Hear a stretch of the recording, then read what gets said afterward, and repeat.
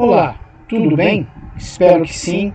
Estamos iniciando mais uma aula de História para o ensino médio, para o primeiro ano do ensino médio, Colégio Eufemísia Freire. Nosso tema de hoje, a Igreja na Idade Média.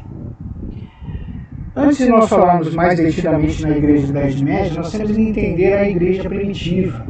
O que é a Igreja Primitiva? A Igreja Primitiva é aquela igreja formada pelos primeiros cristãos. E essa igreja primitiva ela vai se desenvolver dentro das cidades romanas. A igreja primitiva ela se desenvolve dentro das cidades romanas, que fazem, obviamente, parte do Império Romano. Nós podemos ver isso claramente na Bíblia, no livro dos Atos dos Apóstolos, onde vemos citar essas comunidades e como elas se desenvolveram, as dificuldades que tinham. Que essas comunidades que vinham desde os arredores da Palestina até parte da Ásia Menor. Nessa igreja primitiva, eles viviam em regime de comunhão de bens e se aplicavam também na oração. Eles acreditavam que a oração precisa da razão, assim a força catalisadora para a mudança da vida, como a fé. Então, o que isso significa, gente? Que a razão, a oração precisa da razão, precisa de um sentido, para ela se tornar catalisadora da mudança de vida e assim ampliar a fé do ser humano. Eles também, como dividiam tudo que tinha e viviam em comunhão, eles tinham a norma da fração do pão. Fração do pão. Partilha do todo segundo a necessidade de cada um. O pão era visto como a totalidade da necessidade. E havia meditação na doutrina dos apóstolos, que consideravam o estudo, a investigação e a reflexão para terem certeza daquilo que iriam acreditar. Então observa que essa comunidade primitiva ela é altamente intelectualizada. Isso nós podemos notar. Sua atuação dessa comunidade primitiva se dá também em Atenas, em Jerusalém, Éfeso, Corinto, Roma, Alexandria, Antioquia e Tessalônica. Nós temos um exemplo de uma reunião na comunidade primitiva, onde os membros da comunidade primitiva estão sendo instruídos por um dos apóstolos. Os primeiros cristãos eles mudavam muito de cidade, principalmente porque eles realizavam a pregação e a divulgação da filosofia cristã. E nessa transição eles mexiam muito com o sistema. Eles eram intelectuais, eram pessoas que sabiam se expressar, que divulgavam uma filosofia de vida, que era o cristianismo. Podemos dividir esse período da igreja primitiva em dois grandes períodos, que é o apostólico e o subapostólico. E não podemos esquecer que até o ano 100 depois de Cristo, os cristãos são muito pouco conhecidos dos romanos. Os romanos acreditavam e confundiam os cristãos com os judeus. Mas, aos poucos, o cristianismo começou a crescer e esse era o ponto de partida para a grande igreja que se tornou a Igreja Católica. O cristianismo nasce e ele se desenvolve dentro do quadro político e cultural de Roma. Durante 3 séculos, nós vamos ver que os romanos vão perseguir esses cristãos. É a época das perseguições. Por que eles perseguiam os cristãos? Porque a religião era vista como ofensa ao Estado romano. Representava outro tipo de universalismo, porque proibia os fiéis de prestarem culto religioso ao soberano. Se tu és cristão, tu sabe que um dos principais mandamentos é adorar teu Deus acima de todas as coisas. Então, o cristianismo ele não admite a adoração a qualquer outro ser que não seja Deus, ou o seu Filho Jesus Cristo, que o representou aqui na Terra. Bom, as principais perseguições que foram feitas aos cristãos ocorreram nos reinados, vamos chamar assim, do imperador Nero, no século I. O Nero era responsável pela morte de 2 importantes apóstolos, Paulo e Pedro, no reinado de Décio, no ano 250, e no reinado de Valeriano, 253 a 260. E o maior de todos os perseguidores dos cristãos é Diocleciano, em 313 e 304. O Diocleciano tomou para ele como objetivo acabar com o cristianismo e acabar com a igreja. Então nós aí vemos os mártires cristãos sendo levados à morte no Coliseu, onde eles eram entregues a animais selvagens para serem devorados e mortos na presença do populacho romano. No século IV, o cristianismo começou a ser tolerado pelo Império Romano e depois ele vai alcançar um estatuto de liberdade e converter-se finalmente no tempo do imperador Teodósio, aquele que dividiu a Roma, o Império Romano em dois, nós já estudamos isso, em religião oficial do Estado em 380 depois de Cristo. O imperador romano, por essa época, ele convocou grandes assembleias dos bispos, a saber, os concílios e a igreja, e puderam então dar início à organização de suas estruturas territoriais. Então Teodósio, ele transforma, é o primeiro transformador da igreja primitiva em uma instituição organizada.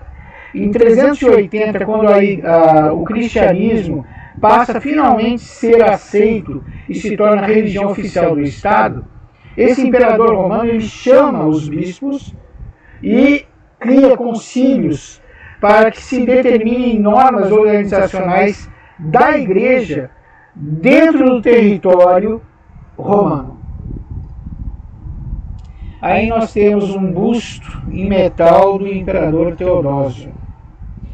O Concílio de Jerusalém, isso é muito importante, gente. O Concílio de Jerusalém é a ruptura definitiva entre o judaísmo e o cristianismo. O judaísmo ele tem dois preceitos que impedem que ele compreenda o cristianismo ou que aceite o cristianismo. O primeiro preceito é Cristo como Messias e Salvador. Até hoje os judeus esperam o Messias e Salvador. Eles acham que Cristo foi mais um profeta, mais um rabi, mais um filósofo da cultura cristã, da cultura de Deus, do Torá, vamos dizer assim. Mas eles não veem Cristo como Salvador, como Messias. Ok? Outro problema é que os judeus não aceitam o batizado dos gentios. Quem é gentil? Todo aquele que não é cristão. Então, eles não aceitam a admissão dos gentios. Então, esses dois fatos que impediam que os judeus compreendessem a filosofia cristã, obrigaram Pedro a fazer a ruptura definitiva, Pedro, que eu falo do apóstolo Pedro, a fazer a ruptura definitiva entre o judaísmo e o cristianismo. Né? E isso é o Concílio de Jerusalém. O Concílio de Jerusalém foi presidido pelo próprio apóstolo Paulo, né? E nesse concílio, Pedro faz essa ruptura definitiva. Olha, o judaísmo é uma coisa, o cristianismo é outra. O judaísmo prega a observância da lei. O cristianismo acredita que a salvação é pela fé e pela graça. Então observem aí por quê. Primeiro, porque o judaísmo não aceitava a filosofia cristã, os princípios cristãos. Primeiro, repetindo, eles não reconhecem Cristo como Messias e Salvador. Muitos o assimilam como profeta ou como rabi, né? Como um doutrinador, como um professor da doutrina, né? Um mestre da doutrina. Outro grave problema é que os judeus não aceitavam o batismo e a admissão dos não-judeus, os gentios. Todos nós que não somos judeus somos gentios. Então, devido a esses dois empecilhos, Pedro desiste e no Concílio de Jerusalém, não houve um, houveram vários, Pedro toma a decisão definitiva, Pedro, o apóstolo, de romper com o judaísmo e criar o cristianismo. E essa ruptura é tão profunda que os judeus se apegavam muito na observação da lei. Que lei? A lei de Moisés. Já Pedro disse, não, vocês estão enganados. As coisas antigas se fizeram novas.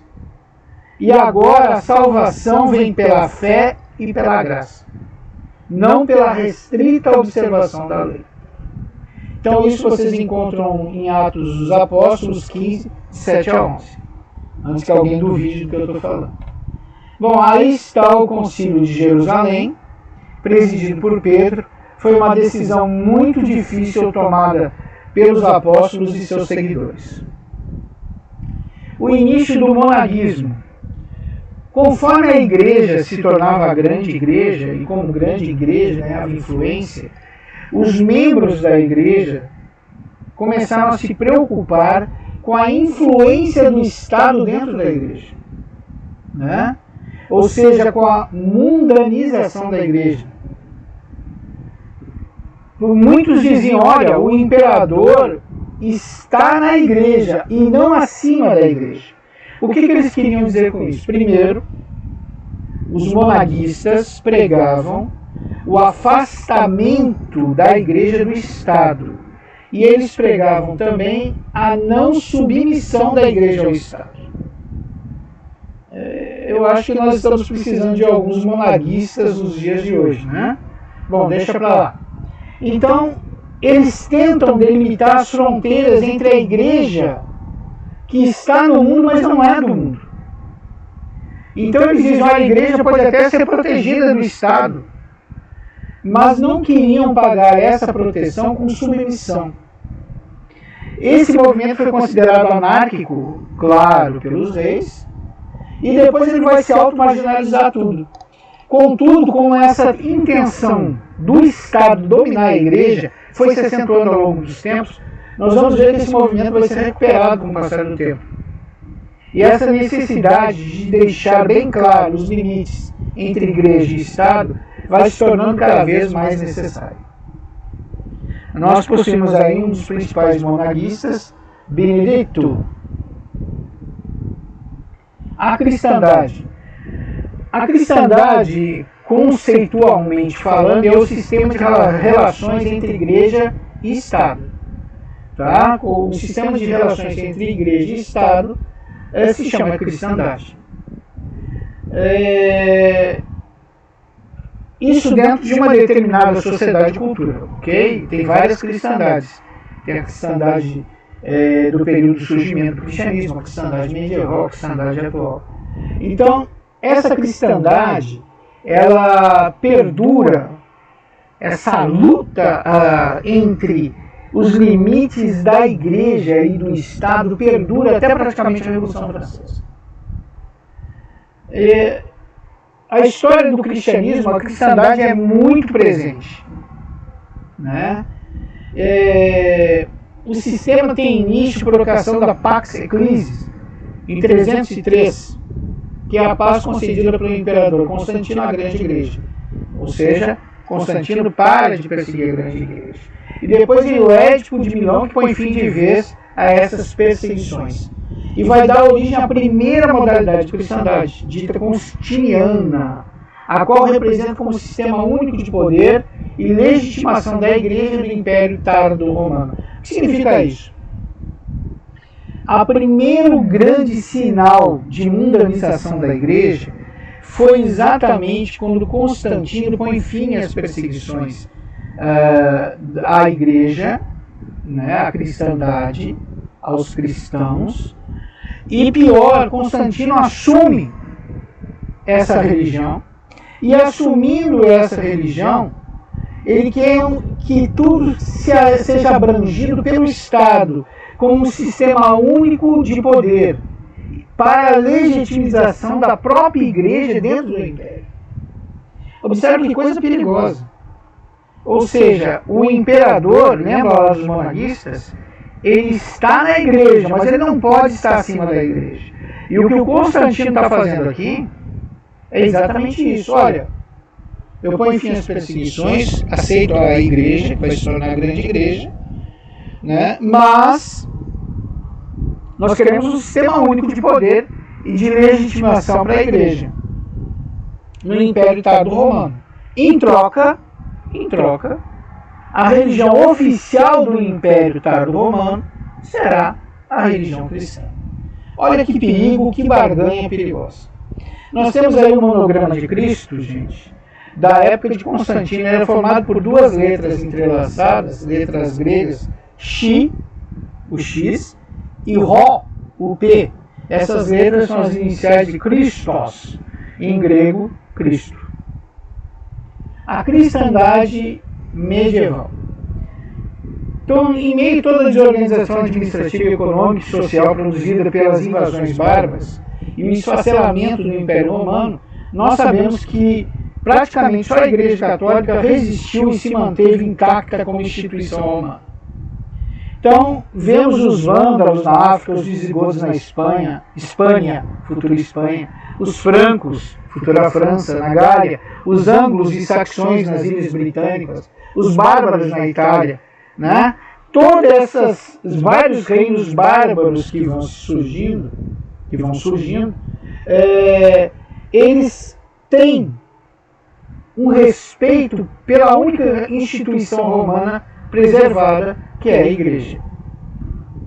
E a Igreja foi difundindo o cristianismo entre esses povos bárbaros, e enquanto isso preservou muitos elementos da cultura romana. Olha, gente, nós devemos bastante à cultura greco-romana. A cultura greco-romana é a base filosófica cultural da civilização ocidental. Então, valendo da crescente influência religiosa, a Igreja começa a exercer um papel importante em diversos setores da vida medieval, servindo como instrumento de unificação diante da fragmentação política da sociedade feudal. Então, nessa desordem, nesse caos que se formou após a fragmentação do Império Romano do Ocidente, o surgimento de tantos reinos bárbaros, vamos dizer assim, a única coisa que esses reinos tinham em comum é o respeito à instituição Igreja cristã, a última instituição que sobreviveu do Império Romano. Dessa forma, essa instituição ela acaba se tornando mediador entre esses diversos reinos bárbaros e ganha um papel de suma importância como mediador, como aquele que pode provocar a unificação diante de tantos reinos bárbaros, diante de tanta fragmentação. Nós vimos aí que a influência da Igreja era tão grande que os reis bárbaros só eram declarados reis se reconhecidos e coroados pelas autoridades cristãs. E uma curiosidade, gente, desculpa, eu já ia passando, me perdoem, o termo católico, ele vem do adjetivo grego, significa universal. E esse termo vai passar a ser utilizado a partir do Concílio de Trento, né, de 1545 a 1563, para que designar que a Igreja Romana em oposição às igrejas da Reforma. Nós vamos estudar mais adiante a Reforma Religiosa, e dentro da Reforma Religiosa vamos estudar a Inquisição. E daí nós vamos ver isso mais detidamente. Os padres da Igreja. Vocês sabem que o padre, ele toma o padre ou vigário, como vocês quiserem, ele toma uma posição hoje mais próxima às comunidades, mas o poder, a fama, às vezes não é tanto dos padres, são mais de bispos e cardeais do próprio Papa. Mas houve um tempo que a gente chamou de Idade dos Padres. Esses padres, eles difundiram o cristianismo e também, através dessa difusão do cristianismo, eles difundiram a cultura greco-romana e eles organizaram os princípios cristãos dentro de conceitos lógicos que pudessem ser entendidos e pregados às populações que ainda não conheciam o cristianismo. Os principais padres significa pai, né? Os principais pais do Oriente, ou padres do Oriente, é Eusébio de Cesareia, o Santo Atanásio, Basílio de Cesareia, Gregório de Nissa, né? Gregório Naziano, o São João Cristóstomo e São Cirilo de Alexandria. Os principais padres do Ocidente que têm destaque e são fundamentais para a filosofia cristã: Santo Agostinho, autor das Confissões, obra-prima da literatura universal, e Santo Ambrósio, Eusébio Jerônimo Dálmata, conhecido como São Jerônimo, que traduziu a Bíblia diretamente do hebraico, aramaico e grego para o latim. Essa versão é célebre, a célebre versão Vulgata. Se vocês pegarem algumas Bíblias mais antigas, vem escrito na contracapa que ela é uma tradução da versão Vulgata, pois essa versão Vulgata ela foi traduzida por esse famoso padre. Tá? Essa tradução Vulgata ela vai se tornar a Bíblia oficial da Igreja lá no Concílio de Trento. Nós vamos estudar isso, repito de novo, mais detidamente quando estudarmos a reforma religiosa e a Santa Inquisição. Tá ok? Mas é interessante que vocês saibam. Outros padres também se destacaram. Foi São Leão Magno, Gregório Magno. Esse Gregório Magno romano, com vistas para a Idade Média. E ele teve obras muito importantes, entre elas os Morais e os Diálogos, que serão lidas por todos os intelectuais da Idade Média. E o canto gregoriano, que permanece vivo até os dias de hoje. Tá? Santo Isidoro de Sevilha, falecido em 636 d.C., é considerado o último dos grandes padres ocidentais. Nós temos aí Santo Isidoro de Sevilha nessa gravura. O poder temporal e o poder espiritual. Como nós vimos desde o... Lembra? Vou voltar atrás para vocês lembrarem. Olha. Lembra do monaguismo? Vou avançar. Desde o monaguismo, a Igreja se preocupa com a proximidade com o Estado e se preocupa que a Igreja se mundanize se submetendo ao Estado. Sempre para qualquer igreja, seja cristã, seja protestante, qualquer natureza, é muito perigoso a proximidade com o Estado, porque fatalmente ela traz a mundanização. Né? Isso é histórico. Todas as religiões, todas as igrejas que se aproximaram do Estado excessivamente acabaram esquecendo Deus e lutando por poder e riqueza. Acabaram se mundanizando. Essa preocupação vem desde os monaguistas, que nós já falamos, e ela continua cada vez mais. Conforme o poder e a influência da Igreja aumenta, o interesse dos reis, monarcas e imperadores em cima dela é maior. Ou seja, eles querem controlar a Igreja, porque através da Igreja terão um aumento de poder e influência política. Então, nós vamos ter a primeira definição de poder temporal e poder espiritual. Essa primeira definição de poder espiritual e poder temporal, um parênteses, isso caiu na prova da USP e caiu no Enem de 2004. Entre poder temporal e poder espiritual, foi feito pelo bispo de Roma, o Papa Gelásio I. Então, é a famosa distinção gelasiana. Ele resumidamente, efetuou a distinção entre dois grandes poderes, o poder temporal, que é dos imperadores, e o poder espiritual, que é dos papas, considerando superior o poder espiritual. Então, o poder espiritual, na opinião de Gelásio, é mais importante, mais poderoso do que o poder temporal, que é dos imperadores. E ele pega essa definição e envia, em forma de documento, ao imperador do Oriente, o Anastácio. E lá ele define a teoria dos dois poderes, poder temporal do imperador, poder espiritual, poder da igreja, poder dos bispos. Os bispos, de acordo com essa teoria, seriam superiores ao poder temporal. E o Papa, segundo essa teoria? Bom, o Papa era superior até os bispos. A figura do Papa não poderia ser julgada por ninguém, segundo essa teoria, e dizia que o papel do pontífice era antes de ouvir do que julgar. Ok?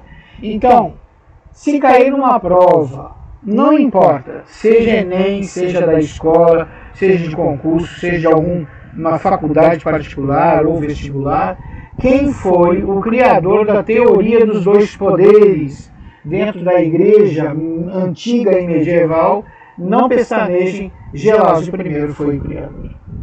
Aí nós temos nessa gravura a imagem do Papa Gelásio I. As heresias. Bom, se define como heresia a negação ou dúvida de uma verdade que se deve crer como fé divina e católica por quem recebeu o batismo. Então, a heresia é tudo aquilo que contraria os dogmas da igreja.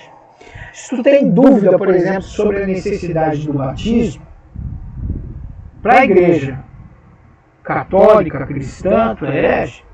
Se tu tem dúvidas sobre a importância do sacramento e contesta isso, tu é um herege. Então, cada vez que tu se nega ou apresenta uma dúvida pertinaz, consciente, intelectualizada sobre qualquer dogma da igreja, tu é um herege. Porque, segundo a igreja, esses dogmas não são para ser questionados ou analisados. Eles são simplesmente criados para serem obedecidos, né?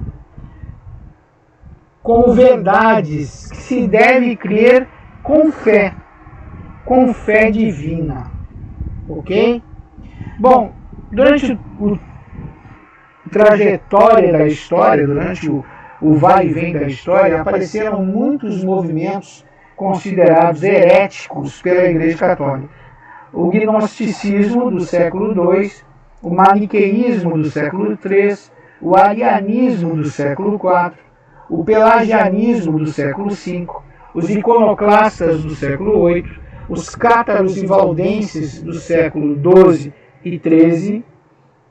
Aqui eu abro um parênteses, novamente, quando nós estudarmos a Reforma e estudarmos a Santa Inquisição, nós vamos abrir um capítulo no nosso estudo para os cátaros e valdenses. Eles são muito interessantes, né? Muito interessantes. Os cátaros, se a gente fosse dar uma definição simplificada, eles eram adoradores da morte. Eles consideravam o ato de viver um pecado, né? Porque o ato de viver estava relacionado ao corpo físico, e o corpo físico por si era uma base de pecado. O homem nascia pelo pecado, que é o ato sexual, e vivia em pecado devido à sua fraqueza por viver em matéria. E eles abominavam a vida. É uma coisa muito interessante, nós vamos estudar mais detidamente. E os valdenses, eles diziam que todos eram iguais perante a Deus. Isso aí, na Idade Média, diante de senhores feudais, reis, etc., isso aí realmente era um crime, né? Bom, mas vamos ver melhor isso no futuro. Tem o protestantismo, que foi considerado uma heresia, e o anglicanismo, né, no século XVI, que é considerado uma heresia pela Igreja Cristã Católica. O jansenismo no século XVIII, o modernismo no século XIX. Tudo isso são considerados heresias. Por quê? Porque eles põem em dúvida os dogmas da Igreja Católica, que não são para ser analisados, são para ser respeitados e para se crer segundo a fé divina. Ok? Bom, hoje é considerado, inclusive o Papa falando nisso, a grande heresia de hoje é o relativismo doutrinal e moral, que é tido como a grande heresia atual. O que é relativismo doutrinal perdão, gente. O que é relativismo doutrinal e moral? São os dogmas da Bíblia que tu analisa e interpreta segundo aquilo que tu acha certo, segundo a tua conveniência, muitas vezes. Né? Então, é um relativismo. É relativar a palavra de Deus, relativar as Escrituras, dar a elas novas definições, novas interpretações, segundo a própria crença, segundo a satisfação das próprias necessidades. Isso que eu estou falando foi o Papa que falou, não tem nada a ver com isso. Tá? Bom, aí nós temos o símbolo, essa imagem, essa gravura, simboliza muito bem o pé da igreja esmagando os hereges e suas doutrinas e seus livros que carregavam, suas doutrinas e os seus escritos que carregavam heresias. Aí nós temos a querela das investiduras. A querela das investiduras refere-se a um problema, todos os problemas estão ligados a quem manda mais, a igreja ou o Estado, e se o Estado pode mandar na igreja. Se vocês observarem a história da igreja na Idade Média, que até mesmo antes da Idade Média, a história da igreja na Antiguidade, né, a igreja primitiva, assim que a igreja ganha destaque, cresce, começa o problema, desde o monaguismo até agora. E agora, conforme a igreja vai crescendo, vai se tornando mais poderosa, cada vez mais o Estado tem interesse de manipulá-la. Então, o que são a questão das investiduras? É o problema de definir uma vez por todas a quem cabe o direito de nomear sacerdotes para cargos eclesiásticos, se o Papa ou o Imperador. Então, esse problema ele surge de maneira bem acentuada com o Imperador Otto I do Sacro Império Romano Germânico, que iniciou um processo de intervenção política dentro da igreja. O Otto I tinha uma teoria: eu sou o império, a igreja está dentro do meu império, tudo que está dentro do meu império deve obediência a mim, então a igreja deve obediência a mim. Essa era a análise que o Otto I fazia, uma análise meio rasa, né? Bom, e ele vai iniciar, como eu falei anteriormente, um processo de intervenção política nos assuntos da igreja a fim de fortalecer seus próprios poderes. Começou a nomear bispos e padres, e esses bispos e padres nomeados pelo Otto I, eles colocavam os compromissos assumidos com o Otto I acima da fidelidade ao Papa.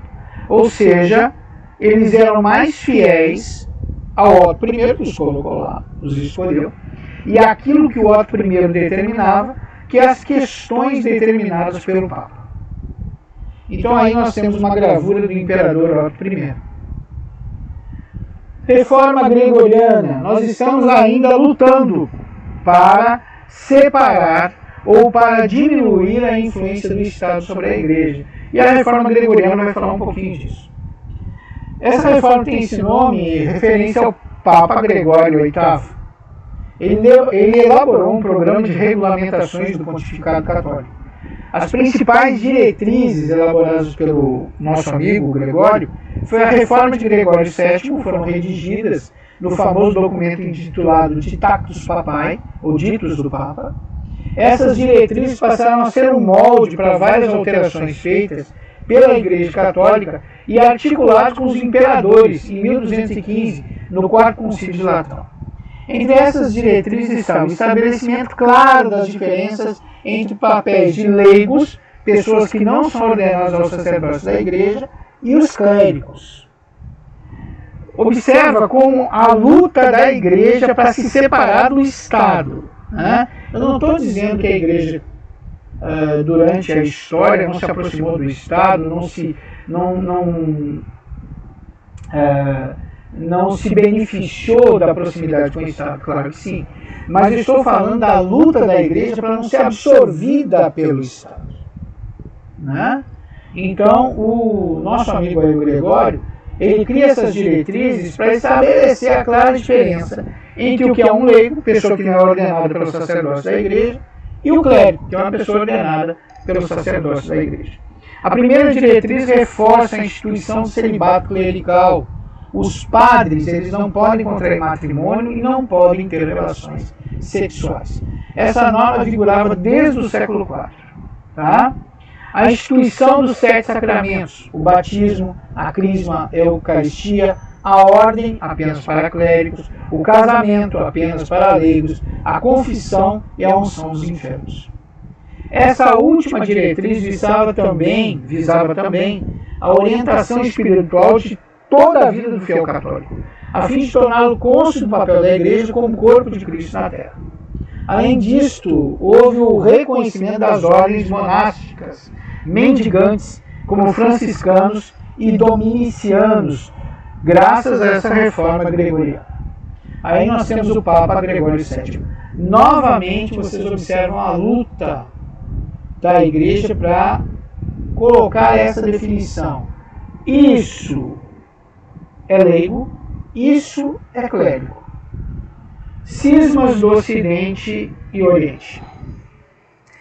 A palavra cisma, ela por si só significa divisão ou ruptura. Cisma do Oriente, então é uma ruptura com o Oriente. Que ruptura é essa? É o rompimento que vai ocorrer em 1054 d.C. entre as igrejas católicas do Oriente e do Ocidente. O cisma do Oriente levou o mundo cristão a se dividir em 1054 entre ortodoxos e católicos. O cisma do Oriente é o nome dado à divisão da Igreja Católica, ocorrida em 1054. A divisão entre a Igreja chefiada pelo Papa, que tem sua sede em Roma, e a Igreja chefiada pelo Patriarca em Constantinopla, que é o antigo Bizâncio e atual Istambul. Ok? Isso é a cisma do Oriente. É a ruptura final entre Oriente e Ocidente, entre a Igreja do Oriente e a Igreja do Ocidente, surgindo a Igreja Católica e a Igreja Ortodoxa. Esse mapa caracteriza bem isso. De um lado tu tem o Papa em Roma, de outro lado tu tem o líder da Igreja Ortodoxa em Constantinopla. O cisma do Ocidente, esse é bem mais complicado e ainda repara nesse problema entre Estado e Igreja. Bom, o Papa Bonifácio VIII, ele disputava o poder com o rei Francisco Filipe IV, o Belo, que esse Filipe IV, ele queria indicar, vamos dizer assim, assim como Otto I, indicar as pessoas para as investiduras da igreja, ou seja, padres, bispos, abades, essas coisas todas. Bom, quando o Bonifácio morreu, o Papa morreu, o Filipe IV, o Belo, ele viu que era a oportunidade dele finalmente não só indicar quem ocuparia cargos de padre, de abade, de monge, mas para indicar um papa. Um papa que estivesse sob o poder dele, Filipe IV. Um papa francês para substituir o Clemente IV, que seria o substituto, né? Um papa francês para substituir o Clemente V, eu falei Clemente IV, me perdoe. Então o monarca francês obrigou o sucessor desse papa a se instalar em território francês, deixando vago o trono do papa lá em Roma. Ou seja, com a morte do Papa Bonifácio VIII, o nosso amigo Filipe IV, que já lutava com o Papa Bonifácio VIII, porque ele queria indicar pessoas para as investiduras na igreja, para os cargos na igreja, ele viu que era a chance de finalmente ter a igreja sob sua tutela, sob seu controle. E ele vai usar o seu poder, né, como rei, e vai obrigar o Papa Clemente V a se mudar para a França, se instalar na França e abandonar Roma.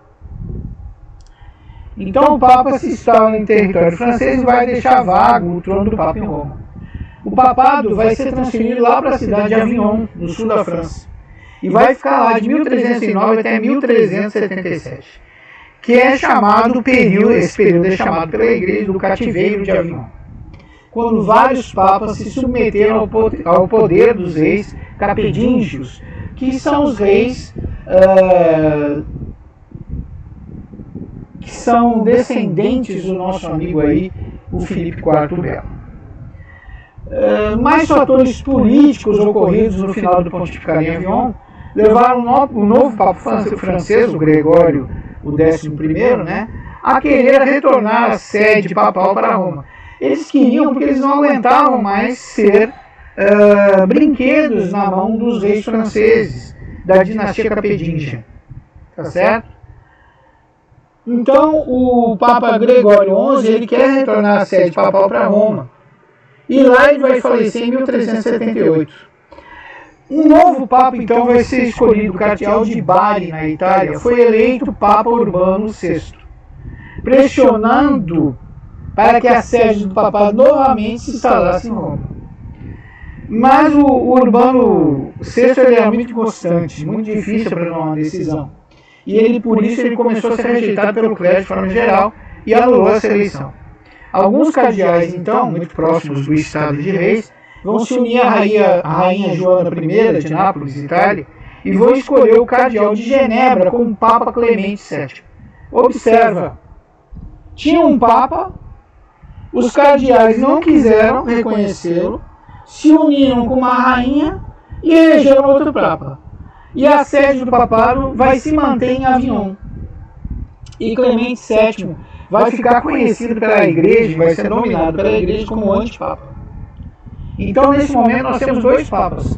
Vocês vão ver que a situação vai piorar, vai chegar um momento que a gente vai ter três. Então, o catolicismo ocidental já estava dividido com dois papas brigando entre eles, para ver quem é que tinha autoridade sobre a igreja. E esse vai ser o início do grande cisma do Ocidente. Quem é que tem a autoridade? O Papa que habita em Roma, eleito pelos cardeais, ou o Papa escolhido por um rei e apoiado pelos cardeais, por alguns cardeais da igreja. Esse é o grande cisma do Ocidente. Quem é que detém a autoridade, ou mesmo se é possível a existência de dois papas? Em Roma, o Urbano VI era apoiado pelos ingleses, Sacro Império, Flandres e norte da Itália. Logo, o Papa Bonifácio IX, que vai suceder o Urbano VI, em Avignon. Clemente VII era apoiado por diversos monarcas e pessoas de destaque na igreja, França, Nápoles, La Castella, Aragão e outros, né? E era conhecido como conciliador também, ele recebeu esse título. O Papa Benedicto XIII, ou Bento XIII, vai suceder o Papa Clemente VII. Mas foi contestado por Alexandre V e teve como sucessor o antipapa João XIII, com sede na Itália. Agora, gente, nós temos três papas. Um na França, que fica lá sob a tutela dos reis franceses. Um em Roma, que seria o Papa escolhido pela boa parte dos cardeais romanos. E agora nós temos um na Itália, que está aí graças às auspícias de um rei italiano. Então agora nós estamos vendo cisma dentro de cisma. O negócio está ficando dramático, né? A igreja está com três papas. Bonifácio IX vai ser sucedido por Gregório o XII em Roma, e Benedito XIII está lá em Avignon, e João XIII está em Pisa. Todos eles brigando entre si, né? Reivindicando o poder sobre o catolicismo ocidental em pleno século XV. Então, no século XV, a igreja vai atingir o máximo da sua instabilidade religiosa e política e vai convocar o Concílio de Constância em 1414 para tentar solucionar essa crise dos três papas e das sedes dos pontificados. Em Constância, o consenso, depois de muita discussão, resultou na renúncia do Papa de Roma, o Gregório XII, a deposição do João XIII lá em Pisa e a excomunhão do Bento XIII em Avignon, porque esse aí queria continuar Papa de qualquer jeito, né? O famoso antipapa. E em 1417, finalmente os católicos ocidentais conseguiram escolher apenas um novo nome, e um só, que foi o Martinho V, findando a grande cisma do Ocidente. Voltou a existir só um Papa e a sede do pontificado voltou a ser Roma. Aí vocês têm o Papa Martinho V. Martinho V, viu? Não sétimo. É tanto número aí que eu não vai atrapalhando. Bom, e é difícil lembrar isso de cabeça, gente, porque eu não fico lendo essas letrinhas aí. Se eu ficasse lendo essas letrinhas, eu não conseguia terminar a apresentação desse slide em tempo. Então, a organização do clero na Idade Média, como se organizava o clero na Idade Média? Tem os párocos, tem o vigário paroquial. Então, é uma organização bem ao estilo das organizações realizadas pelos monarcas medievais. A igreja se organiza até hoje obedecendo os mesmos princípios de um monarcado, né? Então, tu tem as posições mais básicas, como do pároco, que basicamente administra pastorais, ele cuida da paróquia, no qual ele mesmo reside, e ele cuida de assuntos burocráticos e assuntos eclesiásticos. Para ocupar esse cargo, quem designa o pároco para cada paróquia ele é designado por um bispo diocesano, né? Pároco é o padre, né? Tem o vigário paroquial. O vigário paroquial é um sacerdote que o bispo diocesano nomeia para ajudar o pároco, o padre lá na paróquia, no exercício do seu ministério pastoral. Só que esse vigário paroquial ele não fica numa paróquia, ele fica em várias paróquias daquela região, que são as áreas de sua competência, né? Os bispos católicos, eles, na filosofia católica, eles são sucessores dos apóstolos e eles recebem uma ordenação episcopal. A missão deles é de santificar, ensinar e governar, né? E a eles é confiada a circunscrição definida de diocese, arquidiocese e prelaxia. O bispo é a autoridade máxima da igreja particular local em jurisdição no magistério. Então, cada estado ele tem um bispo. Vocês vão ver que no século XX, nós estamos falando da Idade Média, mas no século XX vai ser criado ainda mais um membro dessa hierarquia, que são os cardeais, mas isso a gente vai ver mais adiante. O bispo, então, ele vai ser a autoridade máxima de um estado, de uma região, né? A função do bispo é ensinar. E os bispos, segundo os católicos, são os sucessores dos apóstolos. E a função dos apóstolos era ensinar. Bom, os arcebispos são aqueles que estão acima dos bispos, que têm autoridade para decidir sobre questões administrativas, tanto de pastorais como de arquidioceses. E o Papa? O Papa é um legislador, um doutor, é mestre supremo de toda a igreja, né? Ele tem autoridade sobre todas as liturgias canônicas, ele pode interpretar, ele pode legislar, pode alterar, pode revogar as leis canônicas estabelecidas por seus antecessores e reunidas por eles no Código de Direito Canônico. O Código de Direito Canônico é a legislação da Igreja Católica. Aí vocês têm uma gravura que representa bem essa hierarquia de organização do clero. Quando eu redigi esses slides, eu procurei condensar da melhor forma possível. Apesar disso, eu sei que muitos de vocês estão acreditando que isso é muito longo, né? Está muito grande, mas acredite que o tema é bem mais vasto que esse. Eu botei só os tópicos que mais caem em provas e vestibulares. Então não foi fácil digitar isso, né? Pesquisar e organizar tudo isso, digitar todos esses slides, mas eu creio que aí estão contidos os principais tópicos que são cobrados sobre a igreja na Idade Média. Tá bom? Bom, a influência da igreja na Idade Média. Gente, a igreja na Idade Média ela tinha uma grande influência porque ela possuía dois grandes monopólios. O primeiro monopólio é o monopólio da religião, né? Então, o monopólio da religião, por quê? Porque a igreja se tornou a única. Era a grande igreja, né? Na Europa, a igreja de Ocidente e Oriente era a grande igreja. A igreja que era tomada como oficial pela maior parte dos reinos. Então, a igreja tinha um grande poder. E esse poder emanava aos dois grandes monopólios que a igreja possuía. O monopólio da religião, a igreja se apresentava como uma intercessora entre o homem e Deus, ou seja, Deus só vai te ouvir se tu passar pela igreja. Então, a única maneira do homem ser ouvido por Deus era através da igreja. Tanto que o ato de orar em sentido de pedir era reservado para o clero nessa época. Então, tu podia repetir orações, não tem nenhum problema, né? O Pai Nosso, qualquer lei poderia repetir. Mas, orar com as tuas próprias palavras e fazer um pedido a Deus, só os padres poderiam fazer, só os clérigos poderiam fazer, só membros da igreja poderiam fazer. Tu poderia orar orações prontas, repetitivas, orações de pedido particular, só o clero. Então, se tu quisesse, por exemplo, pedir a Deus pela saúde da tua mãe, tu teria que procurar um clérigo e ele faria essa oração, não a tua pessoa.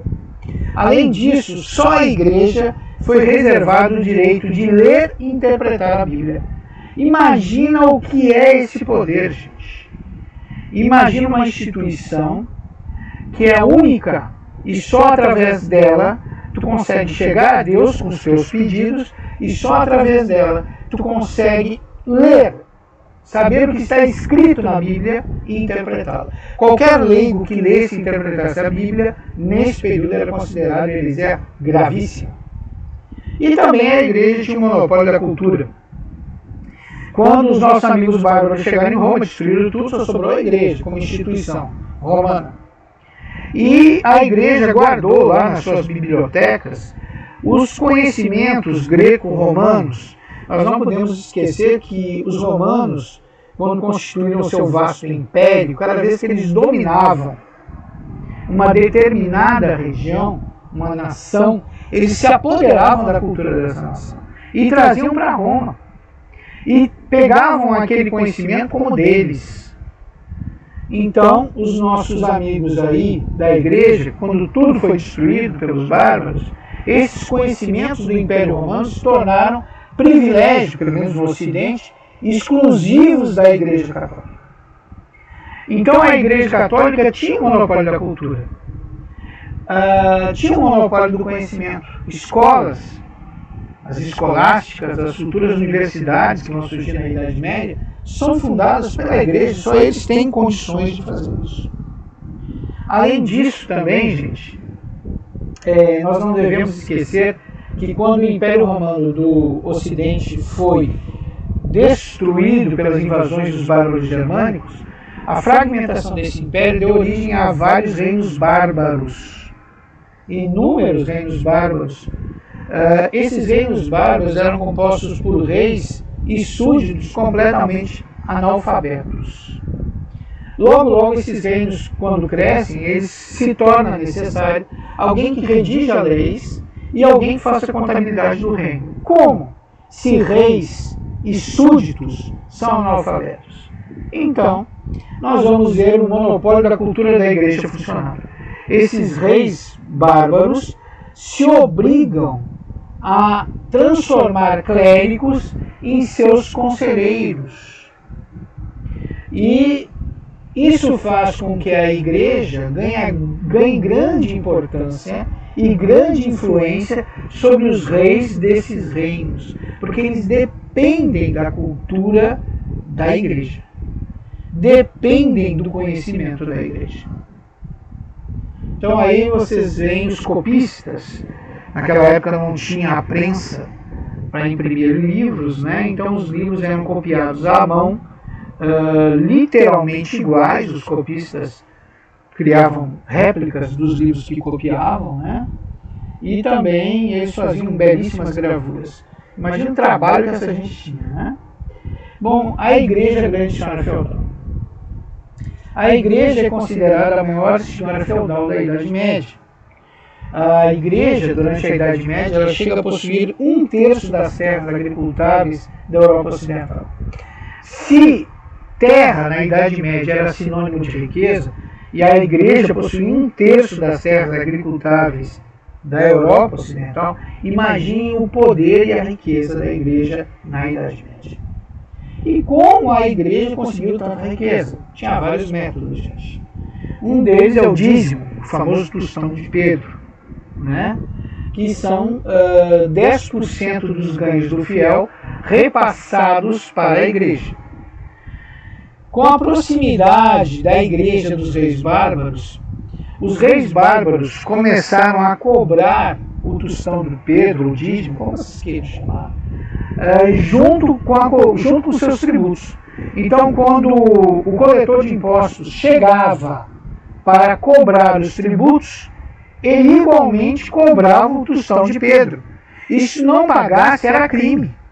Então, o pagamento do dízimo era obrigatório. Dentro dos feudos, a mesma coisa. O senhor feudal se encarregava de, quando cobrava os seus tributos, cobrar também o tostão de Pedro, que era obrigatório. Também tinha as doações. Teoricamente, doação não é obrigatória, mas a igreja pregava e dava um caráter de obrigatoriedade às doações. O fiel tem que ser caridoso, né? Então, se o fiel não é caridoso nem com Deus, nem com a igreja, que é a noiva de Deus, noiva de Cristo, perdão, nem com a igreja, que é a casa de Deus, como é que ele vai ser caridoso com os demais? Então, se pregava abertamente que primeiro o fiel tem que ser caridoso com a igreja, primeiro doação para a igreja, depois, se quiser, faz doação para o resto, ou se não, faz só para a igreja, e a igreja cuida do resto. Então, as doações que deveriam ter caráter não obrigatório, por essa doutrina se tornavam obrigatórias. E as igrejas recebiam doações de todo tipo. Para vocês terem ideia, quando o senhor feudal invadia outro feudo, aquela mortandade, né, toda, vocês sabem que isso era uma prática comum na Idade Média, os feudos só cresciam através de guerras entre os senhores feudais. O senhor feudal se apossava do feudo, do senhor feudal derrotado, e 10% desse feudo era doado para a igreja, assim como determinadas riquezas encontradas dentro do feudo do senhor derrotado.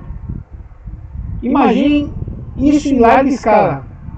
Todos os senhores feudais, todos os saques e guerras entre eles, dando 10% para a igreja, doando 10% para a igreja. Então é uma coisa impressionante, é um valor de riquezas, é um número de riquezas muito grande.